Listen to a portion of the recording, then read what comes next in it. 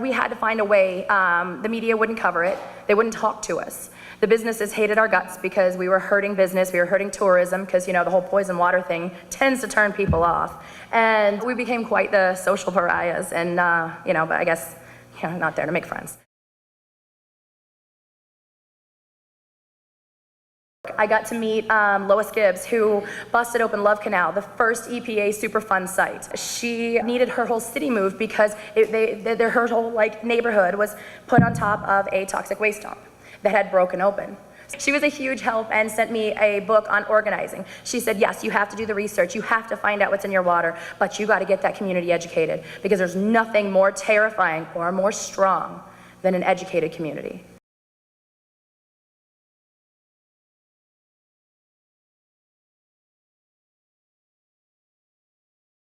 So, all right, that was my mission. I'm like, okay, whatever I learned, we're going to put out there. We're going to put out there. We started having educational meetings, going into churches, community centers, whoever, homes, people's homes, whoever would have us, and go over all the research that we had done, while also taking in information from people to try to find out how many health issues are popping up that are new. What is actually happening to us?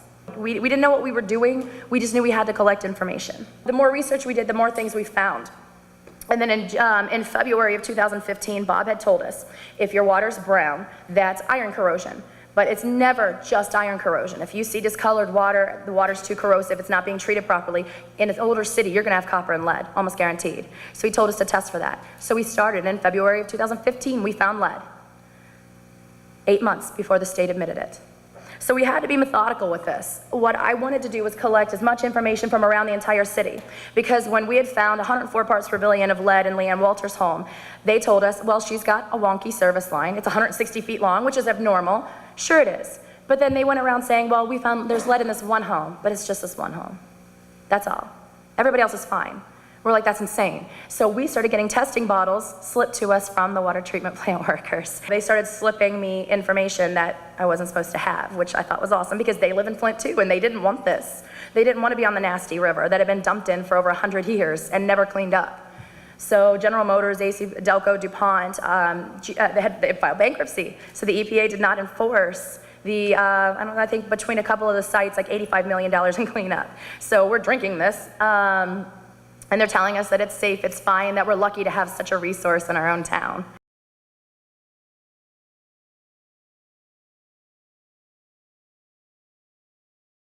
So we mapped this out, took it to the governor's office two times in the summer of 2015, and they blew us off and said, that's gross.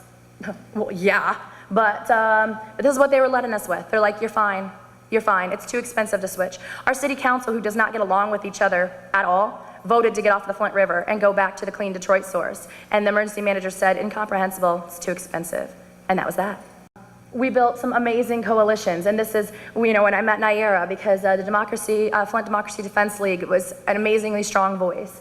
And we joined together with the Concerned Pastors for Social Action, as well as several other groups, to become the Coalition for Clean Water. And then we joined up with the plumbers, because who better to help you in a water crisis than the plumbers? Makes sense. Because for some reason, we still have unemployed, licensed union plumbers in a water crisis. Working together, the whole Coalition for Clean Water, we've been plotting this out and working very hard to make sure that we had all of the zip codes in Flint covered. We wanted all the city covered, so that way they could no longer say that it was just one lady. It was just one neighborhood. It's just this one little area, just happens to be older. No, it was the entire city, rich folk included. They were surprised to find out that their money and their very fancy neighborhood and their gates didn't protect them from the lead.